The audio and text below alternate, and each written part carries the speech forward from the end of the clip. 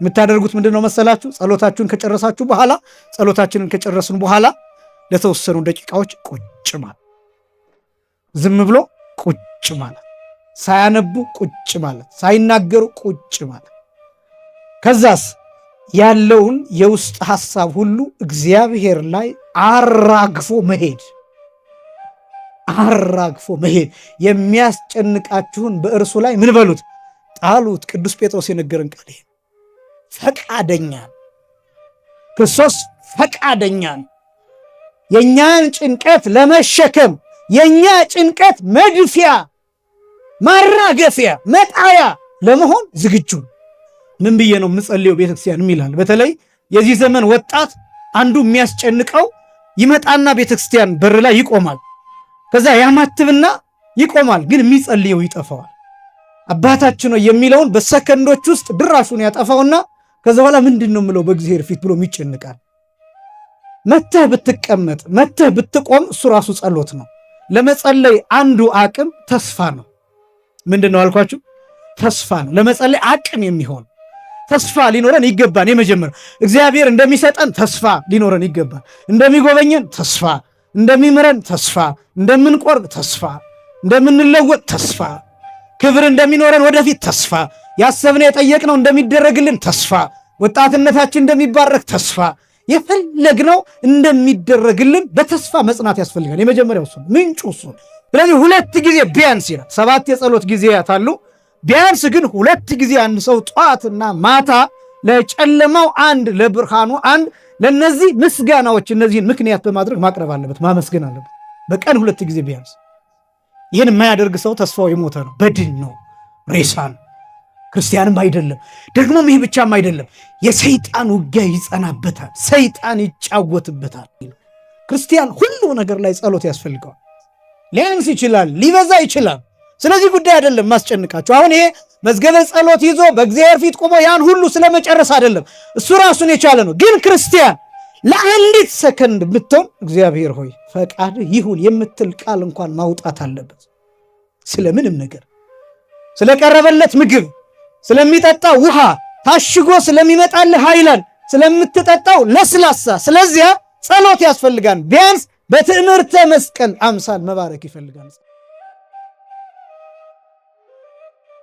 የትምህርት ርዕስ ጸሎት በሚል ርዕስ ይሆናል። አሁን ያለንበት ወቅት እንደሚታወቀው ጌታችን መድኃኒታችን ኢየሱስ ክርስቶስ በገዳመ ቆሮንቶስ 40 ቀንና 40 ሌሊት የጾመውን ጾም እያሰብን የምንጸልይበትና የምንመጸውትበት በመሆኑ ከነዚህ 3 ክርስቲያናዊ መሰረታዊ ምግባራት ተብለው ከሚጠሩ ውስጥ አንዱ ጸሎት ስለሆነ ስለሱ ጥቂት ነገር እንመለከታለን። በድጋሚ እግዚአብሔር መንፈስ ቅዱስ ለሁላችንም ምስጢርን ጥበብን ይግለጥልን። ጸሎት የሚለው ሁልጊዜ እንደሚነገረው ፍትሐ ነገሥት እንዳስቀምጠልን አባቶቻችን እንደነገሩን ጸሎት እሰ ተናግሮ ምስለ እግዚአብሔር፣ ጸሎት ማለት ከእግዚአብሔር ጋር መነጋገር ነው ብሎ ነው የሚተረጉመው። ጸሎት ማለት ከማን ጋር መነጋገር? ከእግዚአብሔር ጋር መነጋገር ብሎ ይጀምራል።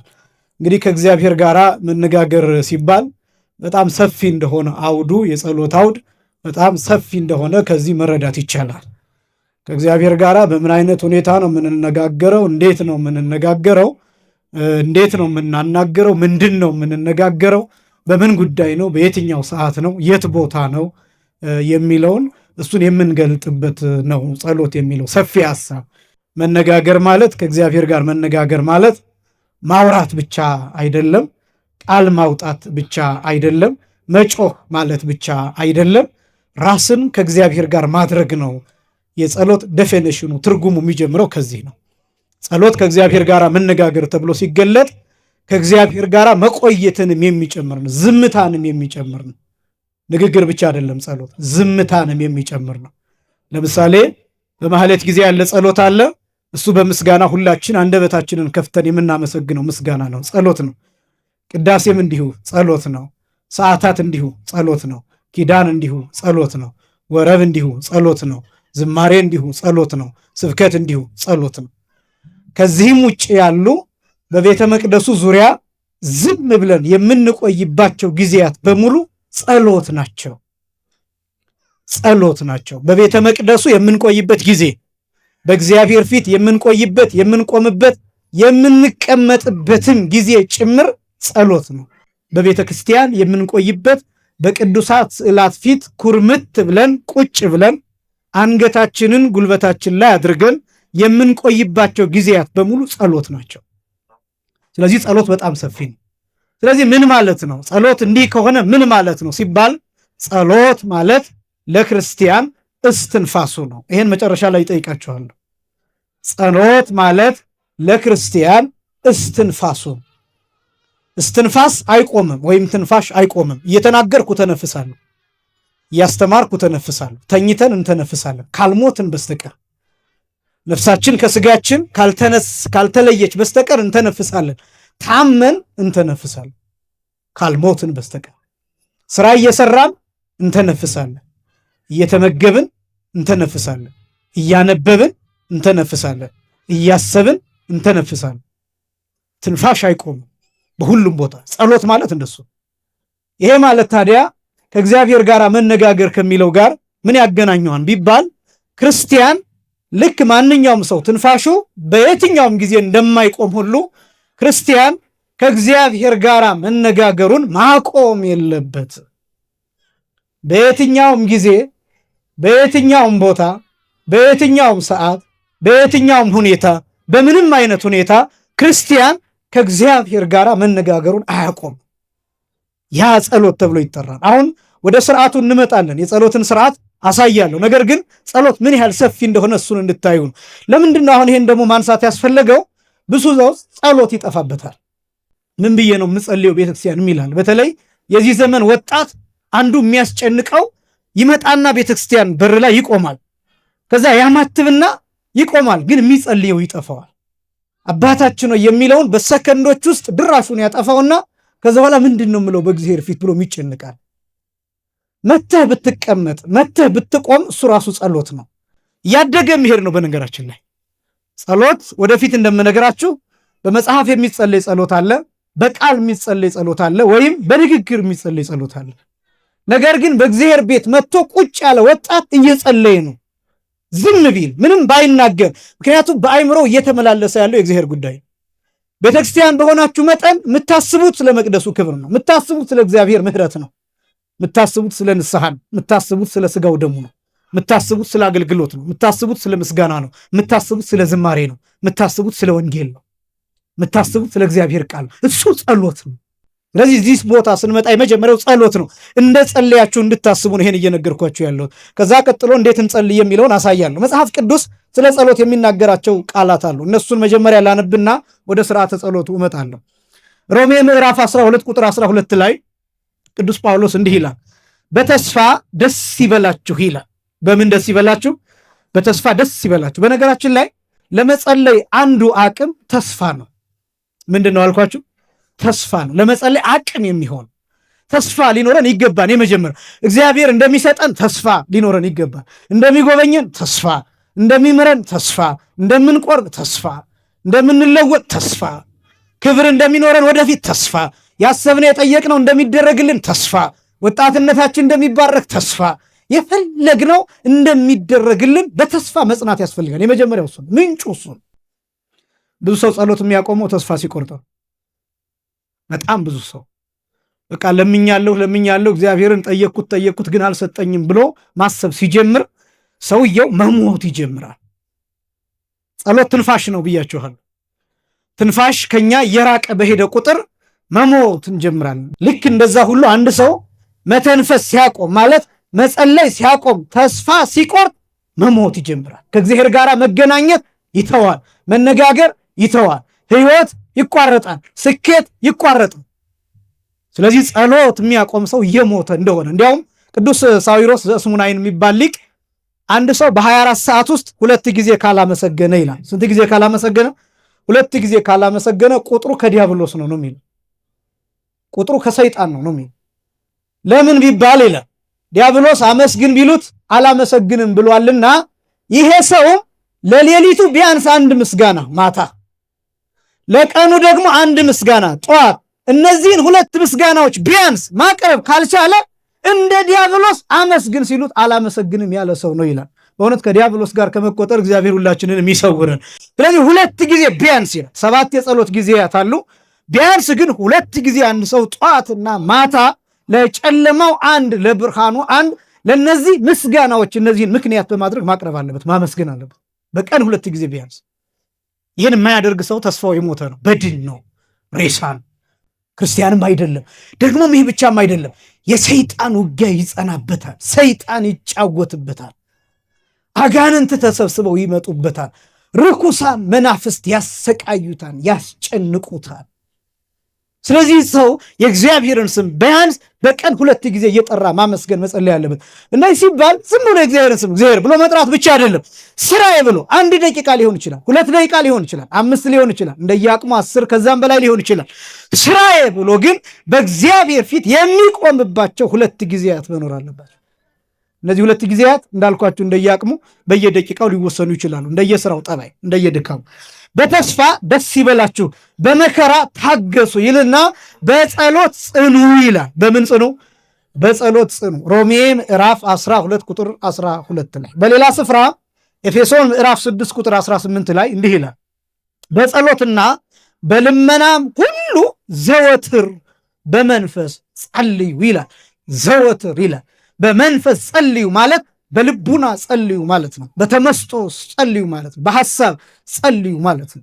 ይሄ ነው ከእግዚአብሔር ጋር መነጋገር የሚባል። አንድ ሰው ለምሳሌ ጸሎቱን ረስቶ ቢወጣ፣ ከቤት ሳይጸልይ በተለያየ ምክንያት ተጣድፎ ቢወጣ መኪና ውስጥ ሆኖ መጸለይ ይችላል። መንገድ ላይ ሆኖ መጸለይ ይችላል። መስሪያ ቤቱ ውስጥ ሆኖ መጸለይ ይችላል። ትምህርት ቤት ውስጥ ሆኖ መጸለይ ይችላል። ትንሽ ደቂቃ ምናልባት ያለበት ሁኔታ ውዳሴ ማርያም ዘርግቶ መጽሐፍ ዘርግቶ ለመጸለይ የሚመቸው ላይሆን ይችላል። ቁሞ እጁን ዘርግቶ ለመጸለይ የሚመቸው ላይሆን ይችላል። ያለበት ቦታ ግን በተቀመጠበት ቦታ ሆኖ የሚያውቀውን ጸሎት በቃሉ ይጸልያል። ይህን ግን ማድረግ ይኖርበታል። ትዝ ባለው ሰዓት መኪና እያሽከረከርክ ጸሎትን እንደረሳ ትዝ ቢልህ ሰዓት ካለ ደቂቃ ካለ ዳር ይዘህ ጸሎትህን ጨርሰው። ያለዚያ ግን እየነዳህም ቢሆን አጭር ደቂቃ አባታችሁ ነው የሚለውን እየጸለይ መሄድ። ይሄ ነው በመንፈስ መጸለይ ማለት። በሁሉም ቦታ በጸሎትና በልመና ሁሉ ዘወትር በመንፈስ ጸልዩ። በነገራችን ላይ ጸሎትና ልመና አንድ ነው የሚመስሉት አይደለም። በጸሎትና በልመና ይላል፣ 2 አድርጎ ነው ያስቀመጠው። ልመና የሚለው ጸሎት ነው። ነገር ግን ልመና የሚለው ምንድን ነው ቢባል አንድን ነገር መጠየቅን የሚያመለክት ነው። ልመና ሀገር ሰላም እንድትሆን መጠየቅ ልመና ይባላል። ትዳር እንዲሰጥ መለመን ልመና ይባላል። ስራ እንዲሰጥ መለመን ልመና ይባላል። ጤና እንዲሰጥ መለመን ልመና ይባላል። የታመሙ ሰዎች እንዲፈወሱ መጸለይ ልመና ይባላል። ግን ጸሎት ነው። ጸሎት ግን ልመናን ብቻ የሚያካትት አይደለም። ምስጋና ጸሎት ነው። ለምሳሌ ጌታ ሆይ አመሰግንሃለሁ ጸሎት ነው። አንዳንዱ ሰው ጸሎት የሚመስለው ልመና ብቻ ወይም ደግሞ እግዚአብሔርን አንዳች ነገር መጠየቅ ይሄን ስጠኝ ማለት ብቻ የሚመስለው አለ። ምስጋና ጸሎት ነው። መዝሙር ጸሎት ነው። ማህሌት ጸሎት ነው። ቅድም ያልኳቸው አገልግሎቶች በሙሉ ጸሎት ነው። አሁን ወንጌል የምትሰሙበት ሁኔታ ይሄ ጸሎት። ጸሎት ሰፊ ነው። ምልጃ ይባላል፣ ልመና ይባላል፣ ምስጋና ይባላል፣ ትምህርት ይባላል፣ ተግሳጽ ይባላል፣ ንስሐ ይባላል። ይሄ ሁሉ ጸሎት ነው። ጸሎት በጣም ሰፊ ነገሮችን የሚያካትት ነው። ለምን? ጸሎት ማለት ከማን ጋር መነጋገር ነው? ከእግዚአብሔር ጋር መነጋገር ስለሆነ ለዚህ ነው ለይቶ ጸሎትና ልመና የሚለው። በጸሎትና በልመናም ሁሉ ዘወትር በመንፈስ ጸልዩ፣ በዚህም ሐሳብ ስለ ቅዱሳን ሁሉ እየለመናችሁ በመጽናት ሁሉ ትጉ ይላል ኤፌሶን ምዕራፍ 6 ቁጥር 18 ላይ። በሌላ ስፍራ ፊልጵስዩስ ምዕራፍ 4 ቁጥር 6 ላይ ጌታ ቅርብ ነው ይላል። ጌታ ምንድን ነው? ቅርብ ነው። ጸሎት ማለት ከማን ጋር መነጋገር ነው? ከእግዚአብሔር ጋር መነጋገር። ጸሎት ስንጸልይ ማሰብ ያለብን እግዚአብሔር ሰማይ ላይ አይደለም።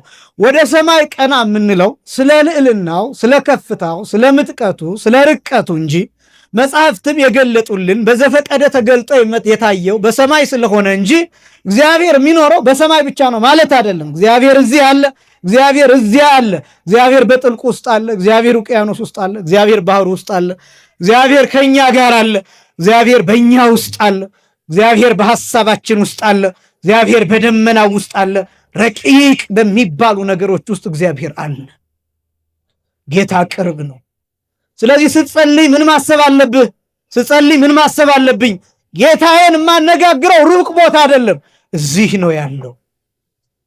ይሰማኛል። ጸሎቴ ብዙ ዓመታት አይደለም የሚጓዘው፣ ጸሎቴ ደቂቃዎች አይደለም የሚጓዘው። ጸሎቴ ሰከንዶች አይደለም የሚጓዘው። ጸሎቴ ለማይክሮ ሰከንድ አይደለም የሚጓዘው። ልክ የለውም። እንዲያውም አባቶቻችን ሲናገሩ እንዲህ ይላሉ፣ ጸሎቱ ለጻድቅ እምአፍ እስከ እዝን ይላሉ። የአንድ ሰው የአማኝ ሰው ጸሎት ከአፍ እስከ ጆሮ ነው ይላል። የሚጸልይ ሰው ይህን ማሰብ አለበት። እግዚአብሔርን እንደ ጓደኛ፣ እግዚአብሔርን እንደ አባት፣ እግዚአብሔርን እንደ ባልንጀራ፣ እግዚአብሔርን እንደ እናት፣ እግዚአብሔርን እንደ ወንድም፣ እግዚአብሔርን እንደ እህት፣ እግዚአብሔርን እንደ ባል፣ እግዚአብሔርን እንደ ቅርብ ወዳጅ፣ እንደ ምስጢረኛ ማናገር አለበት። የሚጸልይ ሰው ይሄን ማወቅ አለበት። ሩቅ አይደለም እግዚአብሔር። ጌታ ቅርብ ነው። ጌታ ምንድን ነው? ቅርብ ነው። ፊልጵስዩስ ምዕራፍ 4 ቁጥር 6 ላይ ጌታ ቅርብ ነው ይልና በነገር ሁሉ ይላል። በምን ሁሉ? በነገር ሁሉ ነው የሚለው። ክርስቲያን ሁሉ ነገር ላይ ጸሎት ያስፈልገዋል። ሊያንስ ይችላል፣ ሊበዛ ይችላል። ስለዚህ ጉዳይ አይደለም ማስጨንቃቸው። አሁን ይሄ መዝገበ ጸሎት ይዞ በእግዚአብሔር ፊት ቆሞ ያን ሁሉ ስለመጨረስ አይደለም። እሱ ራሱን የቻለ ነው። ግን ክርስቲያን ለአንዲት ሰከንድ ብትሆን እግዚአብሔር ሆይ ፈቃድህ ይሁን የምትል ቃል እንኳን ማውጣት አለበት። ስለምንም ነገር፣ ስለቀረበለት ምግብ፣ ስለሚጠጣው ውሃ፣ ታሽጎ ስለሚመጣልህ ሃይላንድ፣ ስለምትጠጣው ለስላሳ፣ ስለዚያ ጸሎት ያስፈልጋል። ቢያንስ በትዕምርተ መስቀል አምሳል መባረክ ይፈልጋል። ጸሎት ነው ይሄ። በስመ አብ ወወልድ ወመንፈስ ቅዱስ ማለት ይሄ ጸሎት ነው። ሰአሊ ለነ ቅድስት ማለት ይሄ ብቻው ጸሎት ነው። ጌታ ሆይ አትራቀኝ ማለት ጸሎት ነው። ጌታ ሆይ እርዳኝ ማለት ጸሎት ነው። በየመሃሉ ጌታ ሆይ አመሰግንሃለሁ ማለት ጸሎት ነው። ክርስቲያን ይሄ ሊለየው አይገባም። በነገር ሁሉ በጸሎትና በምልጃ ከምስጋና ጋር በእግዚአብሔር ዘንድ ልመናችሁን አስታውቁ እንጂ ይላል በአንዳች አትጨነቁ ይላል። በአንዳች ምን አትበሉ? አትጨነቁ። ደግሞ ክርስቲያን ጠባዩ እንደሳ የሚጸልይ ሰው መጨነቅ የለበትም በጭራሽ። ከጸለያችሁ በኋላ በእግዚአብሔር ፊት ጉዳያችሁን ካፈሰሳችሁ በኋላ ረፍት ነው ማድረግ ያለባችሁ። ረፍት የምታደርጉት ምንድን ነው መሰላችሁ? ጸሎታችሁን ከጨረሳችሁ በኋላ ጸሎታችንን ከጨረስን በኋላ ለተወሰኑ ደቂቃዎች ቁጭ ማለት፣ ዝም ብሎ ቁጭ ማለት፣ ሳያነቡ ቁጭ ማለት፣ ሳይናገሩ ቁጭ ማለት። ከዛስ ያለውን የውስጥ ሐሳብ ሁሉ እግዚአብሔር ላይ አራግፎ መሄድ። የሚያስጨንቃችሁን በእርሱ ላይ ምን በሉት? ጣሉት። ቅዱስ ጴጥሮስ የነገረን ቃል ይሄ። ፈቃደኛ ክርስቶስ ፈቃደኛ የእኛን ጭንቀት ለመሸከም፣ የእኛ ጭንቀት መድፊያ፣ ማራገፊያ፣ መጣያ ለመሆን ዝግጁ ነው። ፈቃደኛ። ምክንያቱም እናውቀዋለን፣ በመስቀል ላይ እየቃተተ በደላችንን ተሸክሞ በእኛ በደል ሲደቅ እናውቀዋለን። የተጻፈ ነው፣ እናውቀዋለን። ደግሞም እንዲህ ሲለን እሱ ራሱ የማቴዎስ ወንጌል ምዕራፍ 11 ከቁጥር 27 ጀምሮ እናንተ ሸክማችሁ የከበደ ወደ እኔ ኑ እኔም ምን እላችኋለሁ? አሳርፋችኋለሁ ብሎ ነግሮ ሊያሳርፈን ፈቃደኛ የእኛን ጭንቀት ሊሸከም ፈቃደኛ ነው። ክርስቲያን ከጸለየ በኋላ ስለጸለየበት ጉዳይ አይጨነቅም። ክርስቲያን ይጠይቃል፣ አይጨነቅም። ክርስቲያን ይጸልያል፣ አይጨነቅም። ክርስቲያን ይለምናል፣ አይጨነቅም፣ አይረበሽም። በቃ በእግዚአብሔር ላይ ጥሎታል። ከዚህ አምኖ መሄድ። ይህንን ነው ያለን። ወኩሎ ዘሰአልክሙ በጸሎት እንዘ ትተአመኑ ትነስኡ።